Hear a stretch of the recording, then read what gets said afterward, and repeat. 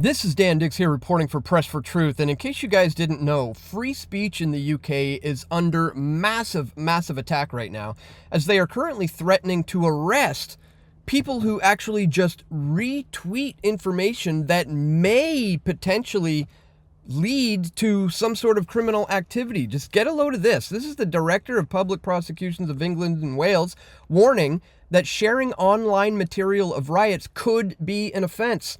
He says he's got dedicated police officers who are scouring social media to look for this type of material and then follow up with arrests. Listen to this. The offence of incitement to racial hatred involves publishing or distributing material which is insulting or abusive, which is intended to or likely to start racial hatred.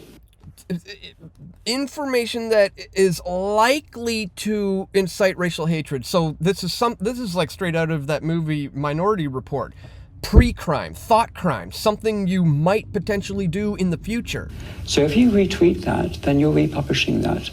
And you don't even have to be the original publisher of the content. If you are just simply retweeting this information, you are potentially going to be arrested for that thought crime. And then potentially you're committing that offence. And we do have dedicated police officers who are scouring social media. Their job is to look for this material and then follow up with identification arrests and so forth. So it's a really serious. People might think they're not doing anything harmful. They are, and the consequences will be visited upon them. Yeah, people might not think they're doing anything harmful, but they are, and there will be consequences. You will be arrested for resharing information that, as they say, may potentially lead to essentially hurt feelings. And the case can certainly be made that this is coming to Canada, that the UK is currently the kind of blueprint for this on a global scale. Canada's trying to implement similar things under Bill C-63. That's a whole nother topic for a whole video altogether. But as if this wasn't bad enough, I want to remind you about what happened in the UK a year ago when they arrested this woman for praying outside of an abortion clinic when they were supposed to not allow silent prayer in these exclusion zones. Check out this video from last year, and then we'll get into how, where they're at with this today. But check this out. This is a woman standing in an exclusion zone of an abortion clinic, engaging in silent prayer, and she was arrested for doing so. Yeah. Can I please ask you to step away from here and step outside the exclusion zone? I'm not protesting, I'm not engaging in any of the activities. But you've said you're engaging in prayer. She said, I'm not protesting, I'm not engaging in any illegal activities. And he's like, but you said you're praying. That is the offense. It's the offence. Silent prayer. No, but you are still engaging in prayer. She said, I'm silently praying. He said, yeah, but you're still engaging in prayer. That is the offense here. It is an offence. I disagree. Okay then. So you would rather that you be arrested and taken away than stand outside the exclusion zone? Is that what you're saying? You would rather you be arrested than stand outside of the zone? She's like, well, I don't want to be arrested, but all I'm doing here is sitting here silently praying. So yeah, no, I'm not going anywhere. Turns out she was arrested. Now, this was last year. They did end up releasing her. But as we'll see in this more recent article here, they're trying to implement this thing again. As the crackdown on free speech accelerates, the UK government is now set to ban people silently praying in their own heads outside of abortion clinics, guys. It's absolutely insane. And meanwhile, while you have all of this happening, there's a whole new consumer privacy battle that is underway as tech gadgets are capturing our brainwaves. You've literally got companies like Apple who have filed patents for brain sensing applications. And I will remind you, the main guy behind Apple way back in the day, Steve Jobs, he didn't let any of his kids use this technology that he was instrumental in developing. Bill Gates also famously didn't let his kids use any of this technology as well. So what do they know that we don't? Well, folks, we're going to talk about all of that and much, much more in this video. But really quickly, just before we do, I'd ask that you check me out here at subscribestar.com/pressfortruth. Guys, here you can sign up for a monthly reoccurring contribution. $5 a month, $10 a month, $20 a month, whatever is within your means is very greatly appreciated, guys. I cannot continue to do this work without support coming directly from you, the viewer. If you've been watching Press for Truth all these years and you have yet to contribute, maybe today is the day. It would be greatly appreciated, guys. Please check that top link in the description below. All right, guys, it's interesting that in the UK, just a few years back, they were allowing this Muslim prayers, you know, being belted out of loudspeakers. And you know, fast forward today, and they're talking about banning silent Christian prayer. Prayer within someone's own head may soon be banned in the UK. It's absolutely insane. MPs voted for this legislation last year that would ban silent prayer within buffered zones around the location of clinics or hospitals and abortion services. However, it did not come into force, and guidance was subsequently published allowing silent prayer within these safe access zones, where activists would be able to hand out leaflets and engage in conversations with women who are considering abortions. The guidance stated that silent prayer, being the engagement of the mind and thought in prayer towards God, is protected as an absolute right under the Human Rights Act of 1998 and should not, on its own, be considered to be an offense under any circumstances. Well, they want to change that, folks. The issue shot to public attention in March 2023 when campaigner Isabel von Spruce was arrested by police for silently praying in front of a British pregnancy advisory services clinic that was subject to a buffer zone order. Von Spruce's arrest drew international condemnation and was denounced by the U.S. Commission on International Religious Freedom. West Midlands police later released her without any charge, and they were forced to issue an apology after Von Spruce complained that she had been arrested for a thought crime. And indeed she had. As I said, it's just like out of that movie Minority Report coming to fruition. However, such rights are now set to be trampled completely, as the new Labour government has pushed to scrap this guidance and completely outlaw silent protests near abortion clinics, effectively criminalizing anyone who stands outside and engages in wrongthink. The Telegraph reports that ministers will now be reviewing the guidance. Pro-choice campaigners will hope that the review will result in both silent prayer and the handing out of leaflets being limited. So here they're going for the jugular. They're trying to now put pen to paper again and write it into law, making it essentially illegal for you to engage in silent prayer.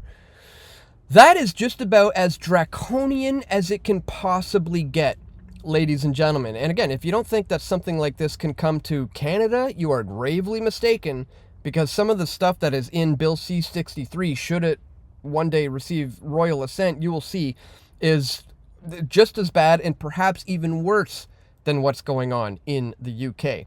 Now, keeping all that in mind, all this is happening while here you've got a whole other battle raging with tech gadgets capturing our brain waves. Elon Musk's Neuralink is the most famous example of how technology is being embedded within the human mind. But many consumer tech products not covered by medical regulation are also capturing brainwaves. The biggest tech companies in the market include Apple, who have filed patents for brain sensing applications. Colorado recently became the first state in the U.S. to pass a privacy act that includes neural data among sensitive data that is protected by law. A wave of similar privacy bills may be needed as a number of consumer tech products focused on brain activity, from sleep to focus and meditation, and to expand exponentially with few safeguards in place. And that's the problem. And most people don't realize that there's really nothing new about this particular issue. They say this is a new problem in a battle that is underway. Well, no, it's not. I've been reporting on this for a long time. You can go back to this video from 2019. New Thought Police tool. AI mind reading produces video of human thought in real time. I'll put a link to that in the description below if you want to check it out. Or this one from earlier this year. Mind reading AI recreates what you're looking at. Gee, I wonder what could go wrong. Artificial intelligence systems can now create remarkably accurate reconstructions of what someone is looking at based on recordings of their brain activity. So this has been in the works for a long time, and it's probably underway in ways that we can't even fathom right now. Now, having said all this, guys, I want to leave you today with a report that I did almost 8 years ago. I believe. If you go to altcensored.com, you'll find my old YouTube channel preserved here. Every single video that I had right before my channel was officially deleted on November 25th of 2022. The very last video I posted is this one. Bombshell, Balenciaga Peto's exposed, everything you need to know in less than 9 minutes. And actually in that video, I mentioned that the things that I say in this video may potentially have this channel banned. And then I did get banned. But anyways, if you go here, you can search for the most popular video that I ever put out on YouTube. The #1 highest viewed video I put out was my documentary on 9/11 with 2 million views. And the second most viewed video that I produced on my channel was this one. Wireless Warfare Exposed. Declassified military doc proves that smartphones are killing mankind. And I'll remind you, this is a video that I produced 7 years ago, almost 8 years ago now, exposing all of this. And now we're to the point of them putting pen to paper and trying to make it the censorship and the pre-thought crime stuff a reality in the UK. But as I said, I was warning about this for 7-8 years ago in this video with a declassified military doc that's like something like 50 years old that was warning about all of this as well. So I just want to leave you with that one today, guys. If you do appreciate my efforts to do all of this and bring you this info, don't forget, again, check me out at subscribestar.com/pressfortruth. Once again, I can't thank you enough to everybody who does contribute in this way. It's only because of you that I'm able to continue doing this work here at Press for Truth.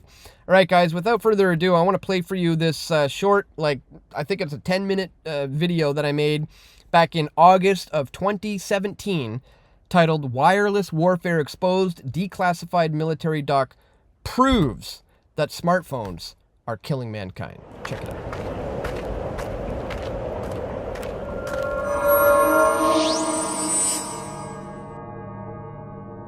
This is Dan Dicks here, reporting for Press for Truth. It's the summer of 2017, and by now, chances are every single person watching this video has one of these either in their pocket or in their hands right now. There's also a really good chance that you are completely unaware of the effects that these devices are having on your psyche and on you physically, and that's by design.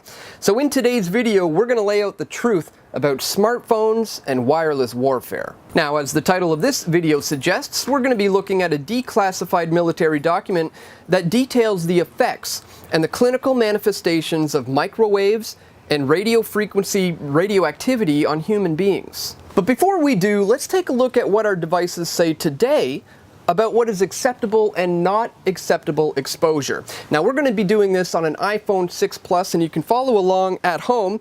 So what you want to do is first go into your settings, and then we're going to go into General. From there, you're going to go into About, and then we're going to scroll all the way down to Legal.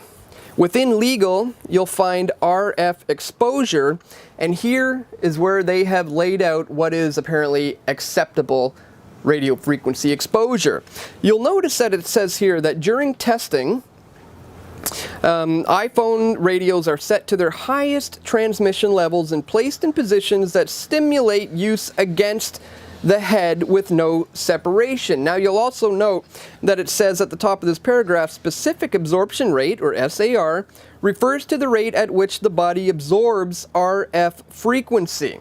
Now, in the following paragraph, following the fact that they just stated that testing is often done with these devices held against the head with no separation, it follows it by stating the following. To reduce exposure to RF energy, use a hands-free option such as the built-in speakerphone, the supplied headphones, or other similar accessories. Carry iPhones at least 5 millimeters away from your body to ensure exposure levels remain at or below the as-tested levels. And it also goes on to say here that cases with metal parts may change the RF performance of the device, including its compliance with RF exposure and guidelines in a manner that have not been tested or certified. So it seems that they are well aware of the effects that this can potentially have physically on human beings, because where do people hold these phones when they're talking? Against their head, or they're either directly right in their pocket, and when they're right here in their pocket, they're essentially right beside your genitals.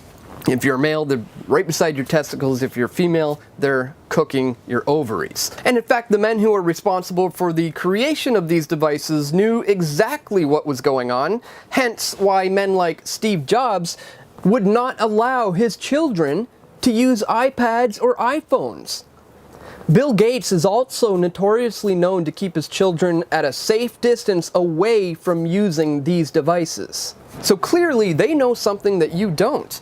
And perhaps they were privy to this report that details precisely what these frequencies do to us psychologically and physically. This is the report released by the Naval Medical Research Institute, the Bibliography of Reported Biological Phenomenon or Effects and Clinical Manifestations Attributed to Microwave and Radio Frequency Radiations. This was conducted by the Naval Medical Research Institute and the National Naval Medical Center in October 4th of 1971.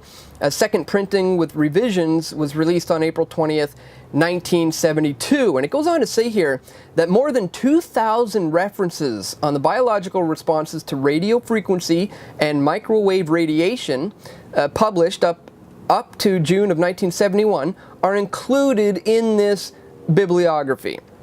It goes on to say here, 3 supplementary listings bring the number of citations to more than 2,300. So well over 2,000 studies, experiments, tests, reports were done on the effects of these radio frequencies and microwaves on human beings, and it was all compiled into this one report.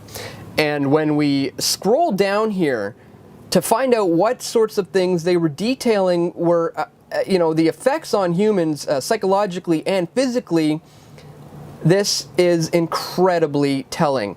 And I'm just going to scan through this quickly, and I'll include a link in the description so you can check it for yourself. But here we see a heating of the organs, heating up the whole body, your skin, your bone marrow, the genitalia, tubular degeneration of the testicles, heating of the brain and the sinuses. It goes on and on here.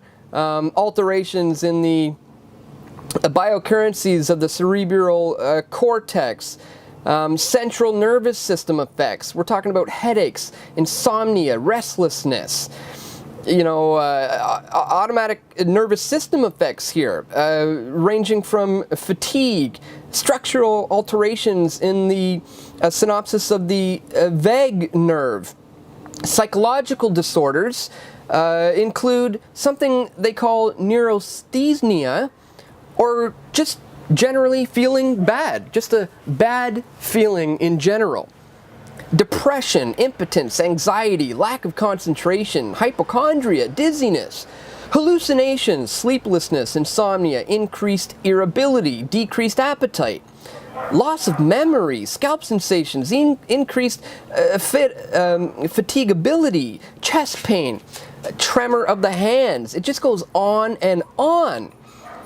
We go into changes in blood and bone marrow, cholesterol and lipids changes. We see here enzyme and other biochemical changes to your proteins, toxins, fungus, virus inactivations, alterations in the rate of cell divisions. We have metabolic disorders, gastrointestinal disorders, This just goes on, and it just gets worse. Genetic and chromosomal changes.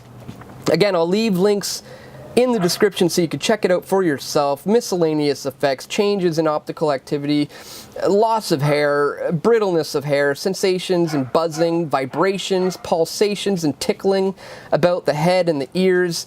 This is just unbelievable what they've discovered way back in the 1970s. Again, I'll include a link in the description so you can check this out for yourself. So what does all this mean, and where is all this heading? Well, the current number of cell phone users in the world today is 4.7 billion, and that number is growing just as quick, if not faster, than people are being born. Well, I'd like to point you to this excellent article that was posted yesterday by Zero Hedge, which is titled, "More Lonely, Fewer Friends, Less Sex, Have Smartphones Destroyed a Generation?" And in it, they point out that there has been a massive change to teenagers and millennials in general with the advent of smartphones. There is compelling evidence that the devices we place in young people's hands are having profound effects on their lives and making them seriously unhappy. You might expect that teens spend so much time in these new spaces because it makes them happy, but most data suggests that it does not. The results could not be clearer. Teens who spend more time than average on screen activities are more likely to be unhappy, and those who spend more time than average on non-screen activities are more likely to be happy. There's not a single exception. All screen activities are linked to less happiness. It goes on to point out that today teens are less likely to date. This leads to a decline in sexual activity. There's driving, a symbol of adolescent freedom, has declined. It's completely lost its appeal for teens today. The number of 8th graders who work for pay has been cut in half. It goes on to point out these charts showing how the constant presence of the internet, particularly social media, is changing the behavior and attitudes of today's teens. They are no longer hanging out with their friends. They're not in any kind of a rush to learn how to drive. There's less dating and therefore less sex or less general interactions with humans in general. They're more likely to feel lonely. They're less likely to get enough sleep. The correlations between depression and smartphone use are strong enough to suggest that more parents should be telling their kids to put down their phones. If you were going to give advice for a happy adolescence based on this survey, it would be straightforward. Put down the phone, turn off the laptop, and do something, anything, that does not involve a screen. And we have barely scratched the surface on this topic, especially when you consider the tech world's ideas for the future of cell phones, how they want to implement holograms and what's now called augmented reality, where you would use the phone, peering through it here in real life, to enhance your experience right here in reality. And what's even scarier is that people born after 1995 don't even know what life is like without these devices. They've been completely surrounded by them their entire lives. And the unfortunate reality is it's become extremely difficult to rid yourself of RF exposure in today's world. My livelihood and income revolves around social media and devices such as these, just like millions and millions of other people out there. But just like it's a good idea to go on a diet, or to maybe go on a bit of a detox if you've been binging on unhealthy food and drink, it's equally important to have an electronic detox, even just for a few days, to remove yourself completely from all electronic devices. Think you can go 2 days without looking at your phone or a computer or a screen of any kind? Give it a try, and I think you'll be surprised at how good you feel. Not to mention, it may dawn on you just how addicted you've become to these smartphones, which are really, in the long run, just dumbing us down. So I'd encourage you to try the 2-day electronic detox challenge and let me know how it went. And of course, this channel is only made possible through your patronage at patreon.com/pressfortruth, where you can contribute a monthly pledge. Or if you prefer, you can contribute directly to PFT at pressfortruth.ca/donate. Thanks for watching, and stay tuned, my friends, because we've got a lot more video reports coming soon. This is Dan Dicks reporting for Press for Truth.